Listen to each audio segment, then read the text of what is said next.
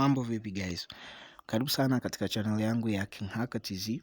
Leo nimekuletea video mpya ambayo inaonyesha ni jinsi gani unaweza kupata GB 5 bure katika simu yako. Na kama unasumbuka sana kutumia VPN, kuna watu wanaishi maeneo ambayo kidogo VPN inachukua muda kusupport. Kwa hiyo unaweza kupata GB 5 za bure na ukaendelea kula maisha katika mtandao.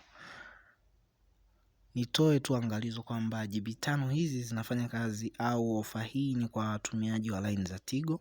Kama unatumia Voda, ofa hii sidhani kama inafanya kazi, au sidhani kama ipo. Lakini kama unatumia Tigo, basi angalia video hii na kisha fuata maelekezo ninayoyatoa katika video hii.